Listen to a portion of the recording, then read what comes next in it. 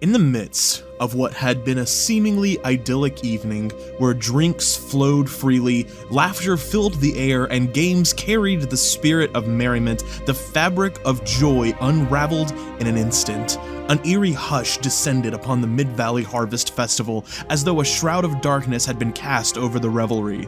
In a nightmarish twist, the very heart of the village was plunged into chaos.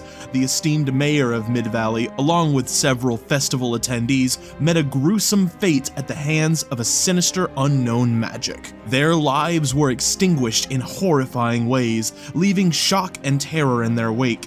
As if destiny had a cruel sense of irony, a second wave of malevolence washed over the remaining festival goers. Inexplicably, they were transformed into nightmarish, ghoulish monstrosities, their humanity stripped away in an instant. These grotesque aberrations descended upon their former friends and neighbors with savage ferocity, plunging the once celebrated gathering into a desperate battle for survival. In a heartbeat, our so-called brave heroes, Aiken, Francis, Lucien, Mac, Nightshade, and Pebbles, were thrust into a dire situation they could have never anticipated. Their instincts had kicked in, and they rallied to defend themselves, and unintentionally, the town they had come to know. The festival that had begun as a time of celebration was now a grim scene of mourning, with the echoes of tragedy resounding through the shattered dreams of Midvalley. Yet little did our friends know that their trials had only just begun, and the shadowy forces that had descended upon the festival were but a prelude to far graver dangers lurking in the shadows, and the true extent of their predicament was yet to be unveiled.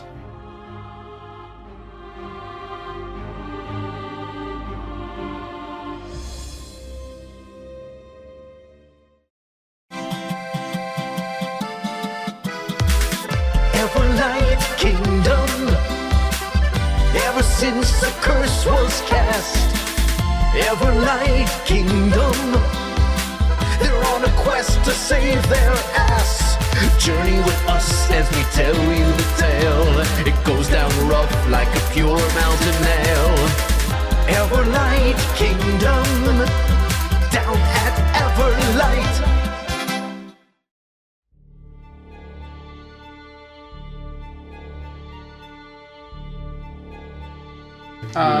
Anybody know what that was? Again, there's just this silence amongst the crowd. Nobody knows how to react, and people have watched. With the mayor dead, who's in charge? Who's next in charge? A human woman wearing robes that resemble a minister. She approaches and she says, that would be me. Liar! 'Tis the one in my sack!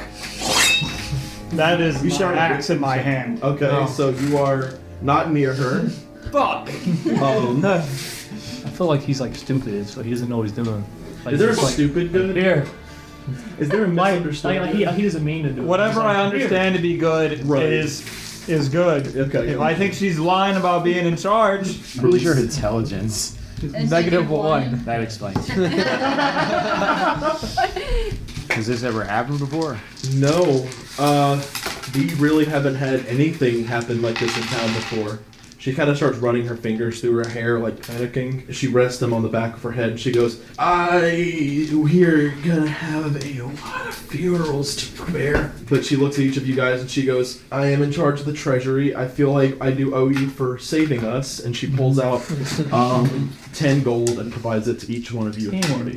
Alright. I'll say that's a fair deal. I didn't kill nobody. So, that being said, you don't know anything that would have caused this, do you? No, we don't really have anyone in this town who would be capable of causing something like this.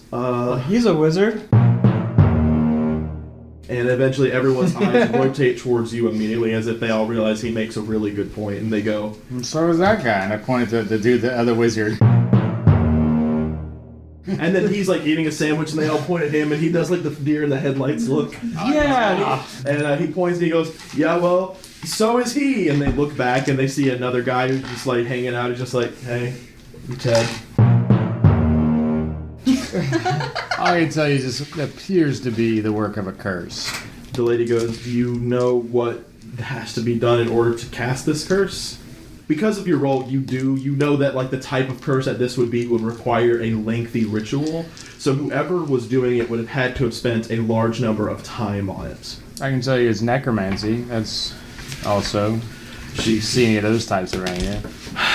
This is not good. This is not good. This is the last thing we need right now, especially with the world in the state it is. And she kind of looks at one of the benches and she goes over and she stands up on it and she holds her hands out and she goes, "People! Everyone! I'm gonna have to ask that everyone attending this festival stays here. We're gonna get a head count with our last remaining guard and we're gonna figure out how many people are there. And if anyone leaves, you will be considered a suspect. We're going to ask some questions, we're going to poke around, and once we have determined things, you will be free to go. Any assistance you can provide further will help everyone get to go home at a good time. Until then, the festival is ended, and you are all having to remain here for the time being. I'm sorry for the inconvenience." And she steps down off the table and... I want to go hand her my car. I'm quite the legal expert myself. She takes it out of your hand and she goes, "Okay, I'll hire you and pay you for your services just under one condition." What? Can you let the lady go? There's a lot of trouble if people like catch you with that. Oh sure, and I'm wiggling it to like get her out of. She like kind of flops out and face plants onto the ground like a fish. Thank you. I guess just poke around, see who you think might be responsible for this. You have a good eye for someone lying. Yeah, it's the guy that stole my money, and I pointed at the guy that you said who's the other wizard. Make a deception check for me. Or are you deceiving, or would you actually believe that? I believe that. Okay, persuasion. Persuasion, yeah. Persuasion's +0, so 16. 16. Okay, so she goes, "All right, if you say so." She have him arrested and questioned. puts down his sandwich and he sees the lady approaching him. He goes, "Afternoon, Sybil." And she goes, "Hey, Orini, here's the thing." And a guard walks up behind her with a pair of shackles in his hand, and she goes, "I have from an inquisitor from another town, expert at their craft, say that they witnessed you cursing the individuals here. And we're gonna have to..." He also stole my money. He also claims that you stole his money. We're gonna have to search you. And he goes, "I haven't..." Fine. And he holds up his hand and the guard starts searching him and she starts kind of reading off his rights and the guard goes, "He doesn't have any money on him." And Sybil goes, "Stolen." "Oh, do you think he may have hidden it somewhere?" "I suppose it's possible." "Alright, well, innocent till proven guilty, I guess." Warriors goes, "This is an outrage. I refuse to be treated like this. I am leaving, and you will be hearing from my legal team." And He's trying to escape. Yeah, and she's of a similar mind. She goes, "I'm sorry, Orini, we just can't let you go." And he starts getting really rowdy, and the guard comes up behind him and starts shackling him, and goes, "You have the right to remain silent." He goes, "This is outrageous." And, How big is this guy? He's not super big. He's about. I start walking up with my net. So you go up on top of him, place the net over him, and he stops and he goes, "Wait! If we're gonna do this, I feel like we need to question the people who acted so rashly as if they were to already know that this would happen." A couple people turn their faces towards you guys and Sybil goes, "I'm not going to just automatically deem someone potentially guilty for saving our town." Orini the wizard goes, Yes. "Well, at least answer me this. How do we know it was a curse?" That wizard over there said it. They all turn to you. You were a scholar? I am a scholar, but how do you know how do you know a curse was cast here is my question. I'm just telling you what it looks like. Okay, so you're just going by what it looks like, I'm going off of my experience. but you just started today, so Yep. you don't have much experience. Then you must have less than me, because this is clearly a curse. Let me ask you this. What kind of magic have you ever seen turn people into undead?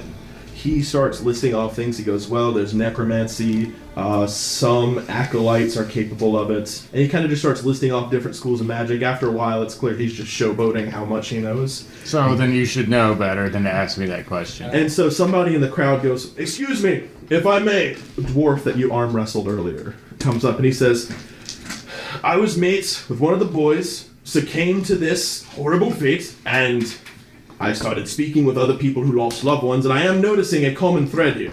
It appears that every individual who was affected in some way by this did get the similar drink from the bar." And they go, "What is it?" He goes, it was, tank of mead, Silver ale, that's what it was.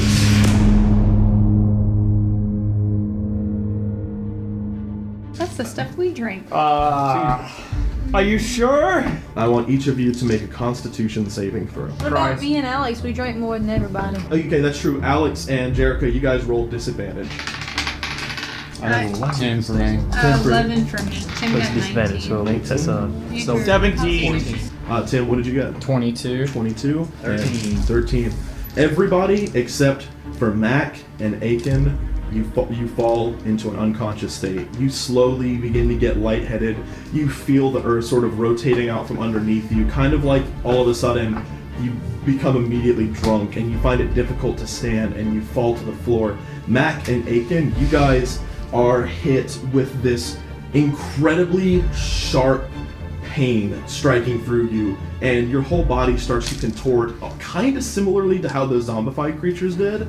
You witness everybody else kind of experiencing a similar deformation of their body, but nothing about them physically changes, and you start looking at your hand where most of the pain is concentrated. You are dealt temporarily 5 points of fire damage because you look at your hand and it starts to kind of burn extremely hot and painfully, and you look at your hands where most of the pain is coming from, and you notice that your hand has started to turn this blackish color.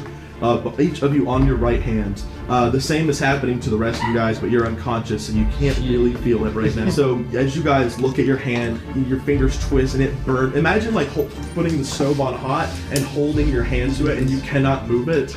You see the shape of half of an arrow pierced into your skin, and it's like branded into you, and you just scream horribly. It feels like you are having open surgery done on your hand right then and there.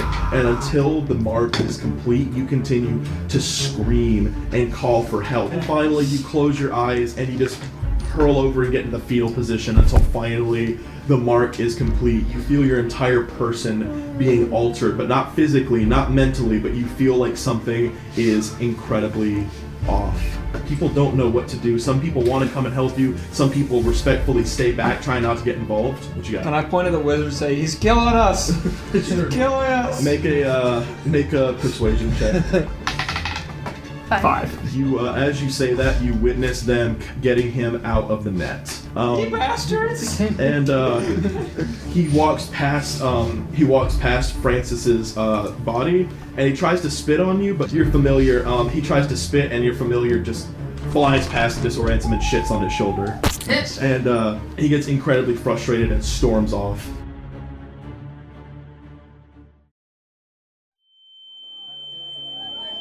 And now we're gonna fast forward to much later in the night. It's definitely dark out, the moon is rising, and the stars have begun to come out. There's still light, there have been lanterns lit. Each of you guys who were unconscious slowly begin to regain consciousness. There's a heated debate going on between the nobles and political leaders who were invited to the party.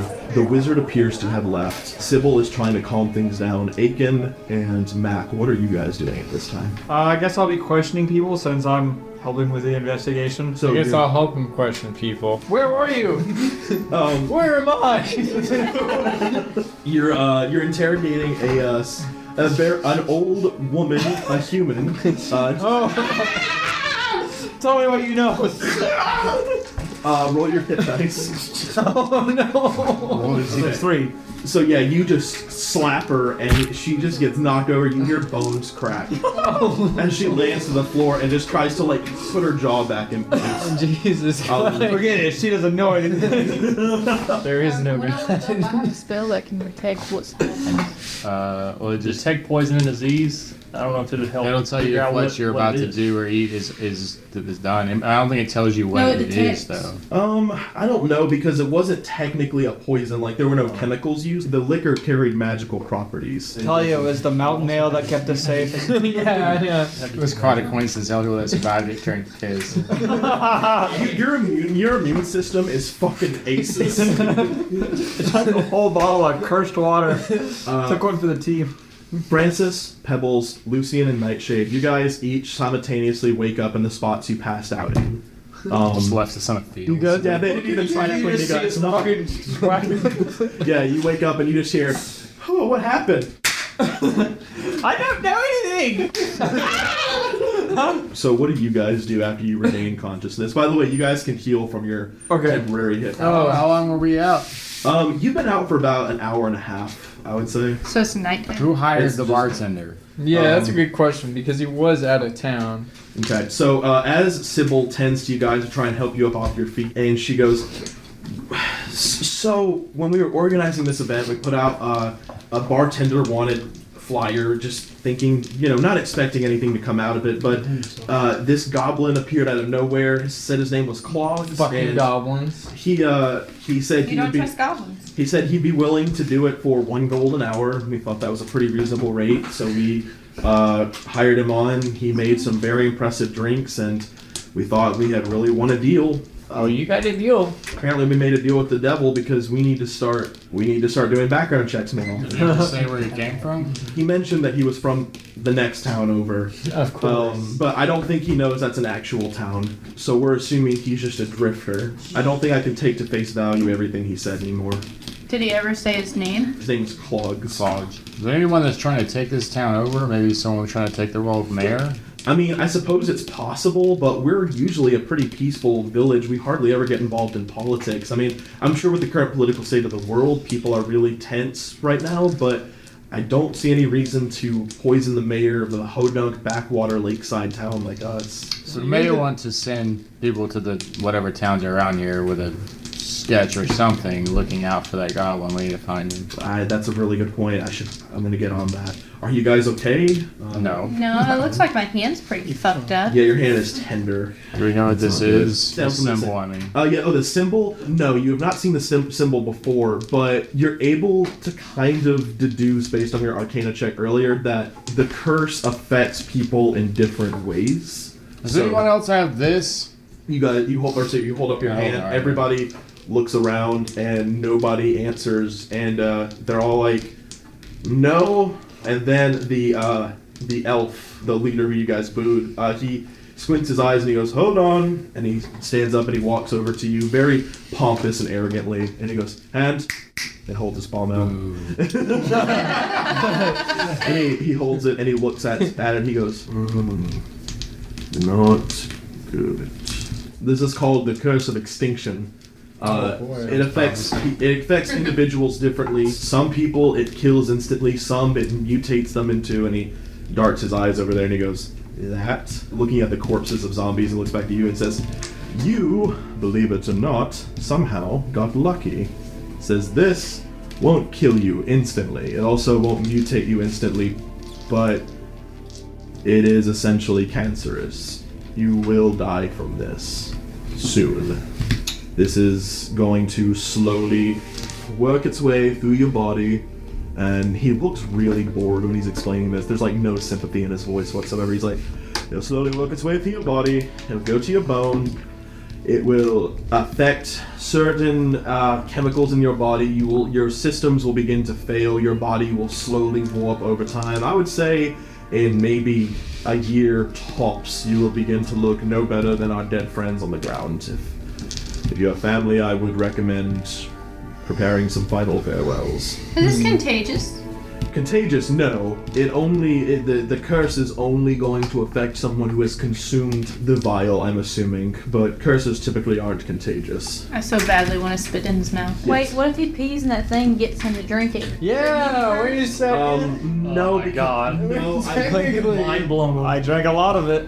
you did drink a lot of it, but I'm gonna say not enough to have someone get cursed. They may get sick, but they'll get sick regardless of drinking piss. Mind blown. Oh, well, we got kind of saved from drinking piss. Seems redundant, but I'm assuming there's no cure.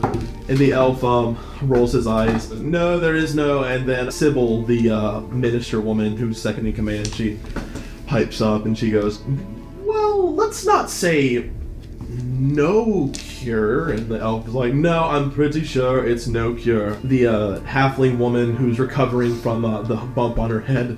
"Well, I mean, I suppose there isn't any harm in going to Shimmercross." And the elf rolls eyes and goes, "I knew you were going to bring up Shimmercross. They're not a fucking cure-all. They just have a... They're just a cure-all. They're just not... They're just... I spit in his mouth. You know what? I haven't interrogated him yet. You fucking did, didn't Hold you? him. There is no. Why he fucking little drunken shit? Seize him. I've been called worse by better people, sir. The elf goes, you know what? Fuck it. Let them die on their own. I don't even know why I came to this festival. And he So you said, takes his bag and throws it around his shoulder. What you got? So you said Shimmer Cross? Where the fuck is Shimmercross? Sybil goes. It's the other town over. Sybil, Slander my countrymen. Sybil goes. Well, in the town of Shimmercross is the prestigious magic academy Glaria, Institute of Magics. I hear they're a bunch of hacks. I mean, they're pretty damn intelligent when it comes. Some of them are very, very dickish, but they know what they're talking about when it comes to spell casting and curses. And You said he was way better than those people. I said I was better than that guy. yeah, that doesn't mean he was better than those people. That guy could have just been a fucking idiot. Yeah, that guy was just a tool. Yeah, he may have been one of those people who act smarter than he Yeah, is. fuck that guy. The elf mounts up on his horse and rides off. Halfling gets off the table and reconvenes with a couple of her people, and she goes, "Don't forget to tell him, Sybil, you're forgetting one very important qualifier." And then she walks out with her people to get into their horse-drawn carriage, and Sybil goes, so yeah, they would help you, but there is a catch. I shall catch it. You say it really stoic and royally too, and everyone's like, yeah, anyway. I will. One day, I swear, I promise you, young lady, it will be caught. I think I picked the wrong side, to be honest with you. In order to get to Shimmercross, it is on the other side of the land. You're probably looking at tops like a week or two long journey with many obstacles on the way. You're basically going to have to go across country. Oh boy. Are there other options? Dying a slow, painful death, really. So no. Well, that's gonna take a year anyway, so we might as well do it.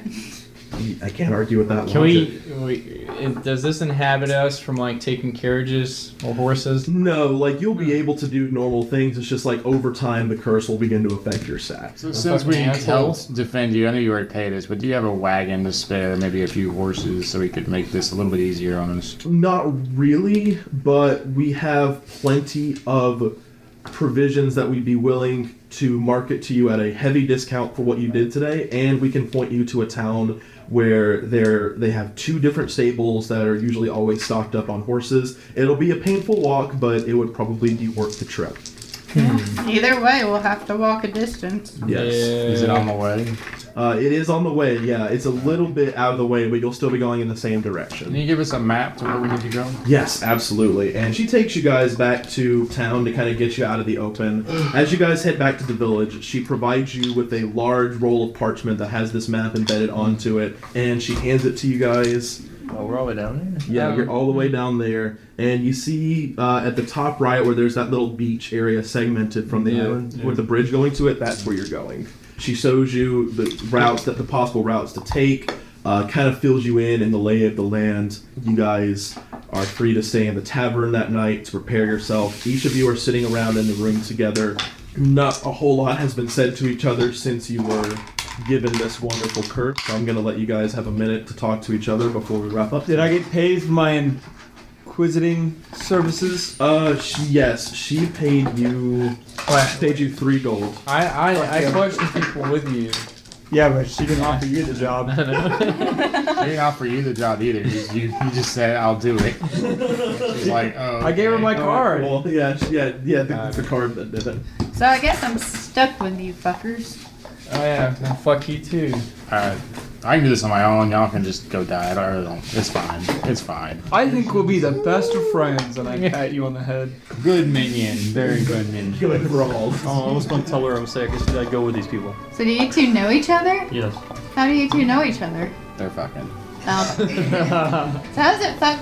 Like, how does it feel? Fucking like. How does it fuck? Like, I mean, she said she's like 6'10", right? How tall are 6'8". you? I mean, when you're laying down, it's all equal. You're 6'5". It's all equalized at that point. Let me But- enchant you with the story of killing the half-slinging slasher.